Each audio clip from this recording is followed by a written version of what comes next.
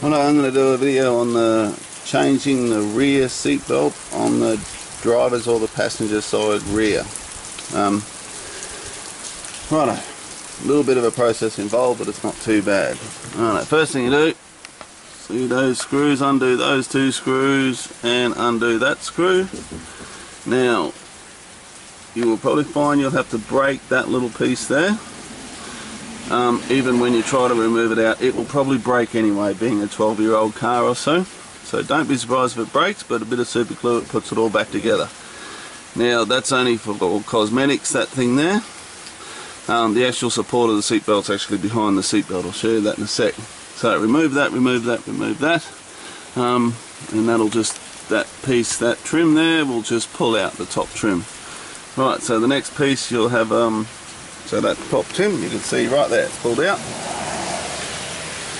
Okay, so the next piece you'll have to do is the rear seat. So that's very easy. There's two clips on the rear seat. Most people know all this already.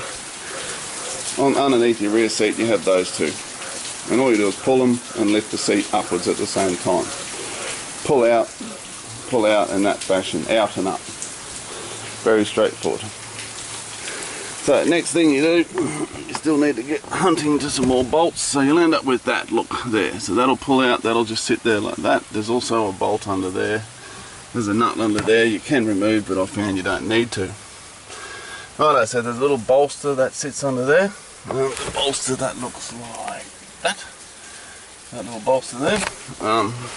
All you do, it's held on by that little bracket there. So you undo the top piece. You undo the top bit and then you undo the bottom bit. Now to get the bottom bit, so that sits in like so.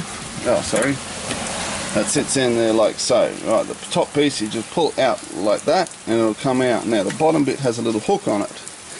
Very, very faint hook. So what you do is while it's in there, you reach under there with your finger and you find that hook and you lever it up a little bit with your finger and that just pops out. So that's the bolster out. So what I did is I put that under there to support it if I needed to sit on it. Righto, so then you'll be left with this look here.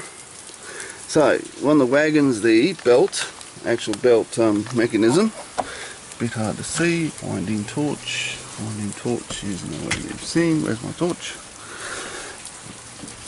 Here it is. Alright, mechanism's hidden away in there. Okay, so that is behind this. Now this is an Avalanche or Adventra model, so maybe slightly different on the other wagons, but on this one in particular, that's where it was. So to remove it, you had to undo the screw for this trim piece here. There's a screw on the front here. Screw on the front there, undo that, and there's a screw on the back, undo that, and that top trim piece just falls out. Now there's 4 bolts. There's 4 bolts, 1, 2, 3, 4 on the top there. So you just pull them out. And then you've got your room to work with then. So you've got plenty of room to work with. So then you've got a bolt up here, it's a 19mm up there, bolt down there, 19mm there, and the third one is oh sorry, there's only 2, 1, 2, oh and 3, yes of course, where the mechanism itself is. So there's 3 bolts, 3 19mm, very tight, but they will undo because they're big bolts. So then yeah, just pull them out, pull out your seatbelt. There's plenty of room to work with now, so you just remove that, grab your seatbelt from the Wreckers or wherever, new seatbelt or one from Repco, Super Cheap, whatever, they all sell them, and replace it. So then you'll, on the putting back together, you'll have your little plastic trim here. Just get some real nice good quality super glue and super glue them back together. Remember, they're not a safety thing, they're just purely a prettiness. Everyone has to do it when they pull these apart. So you glue them back together and then make sure you glue them around the seatbelt. Make sure you glue them around the seatbelt, don't glue them on their own, otherwise you'll have to break them again to put them around the seatbelt. Make sure they're glued in the right way as well, so that they end up like so when they go back in. Okay? And then it's a matter of reversing everything, push all the trim pieces back in. Remember to look for those little clips here, make sure they go in the right spot. Don't lose the screws on the way out because they're a pain, and the trim pieces never go back together right without the right screws. Other than that, that's all good. So as you can see, my fault, the fault on mine, the seat belt wouldn't retract all the way, so the springs lost a bit of tension. Other people, they find that the seats get stuck, the belts get stuck too tight.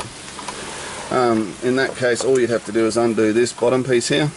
Obviously undo the back seat out, the little side seat cushion part here, lift that up, undo that, and then what you do is give yourself a bit of room, and then you can gradually maneuver them.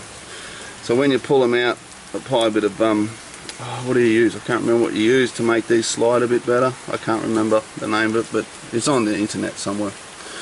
Okay, and then put everything back together. Take your time.